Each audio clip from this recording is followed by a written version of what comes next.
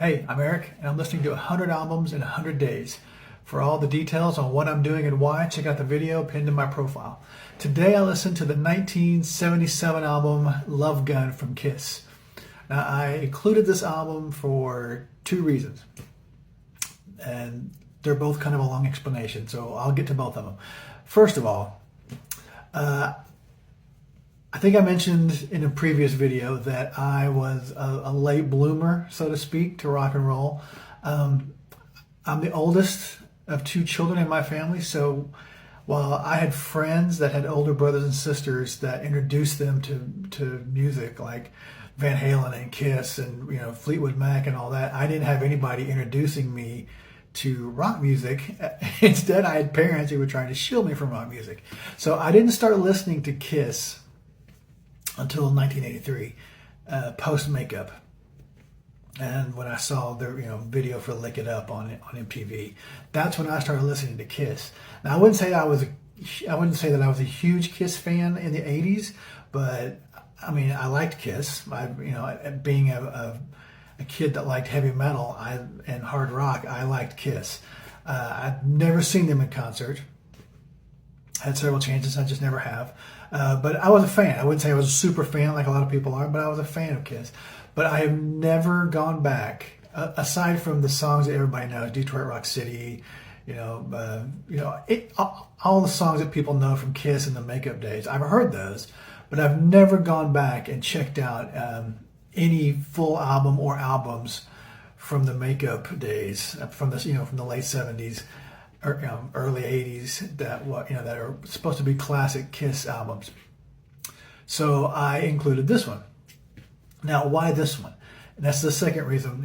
And here's the second reason.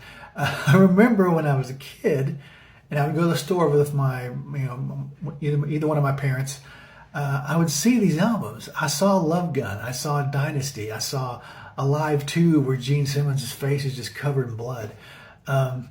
And I just remember being fascinated by these album covers. And I also remember when we would walk by them, my mother would guide me and try to shield my face away from seeing them because they were so popular. They were sitting out on the front of the record department of whatever store we were in, TG&Y or Kmart or Montgomery Ward or whatever. They were out there front prominently. And so, if you walked by, you saw a Kiss album. And I just remember my mom trying to shield me a couple times from seeing, Kiss albums for whatever reason. I don't know. So I wanted to include a Kiss album that I had not heard in my list. So that's a long explanation for all this. Now, I listened to the album today, and I freaking loved it. I just don't know why I've never gone back and listened to Kiss before. Like I said, I've heard stuff. I've heard all the songs everybody knows, Rock and Roll All Night and Detroit Rock City and all that. So on this album, the two songs that I knew of were Christine 16 and Plaster Caster. So I knew those songs, but I hadn't heard anything else. My two favorites, though, on this album are I Stole Your Love and Tomorrow and Tonight. Those are just great songs. I love the album. I don't know why I've never gone back and listened to the full catalog. I knew that they were just a great band at the time, and they were just hugely popular. And I just never have. I don't know why. I have no excuse whatsoever. But I love this album. I really do. The only thing I don't like about it is the cover song they do, And Then She Kissed Me, which is a cover of And Then He Kissed Me from, I think that's from the 50s maybe, or 60s. Was not a fan of that song. Every other song, though, on this album, I am a fan of. It was great. I listened to it 3 times today because the first song, I Stole Your Love, it just kicks in, and I was like, oh, I'm going to like this. And I did. By the second and third time, I didn't listen to that last cover song. It's just not worth it. But yeah, this is a great album.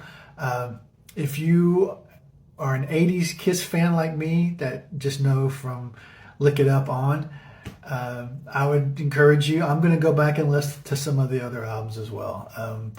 just because this one was so good. If you're an 80s Kiss fan, I encourage you to do that. If you're a complete Kiss fan or a 70s Kiss fan and you're just incredulous that I've never listened to Kiss before, go ahead and give me your opinions and your score, and I can take it. But if this is one of your favorite albums from Kiss, let me know your thoughts on it.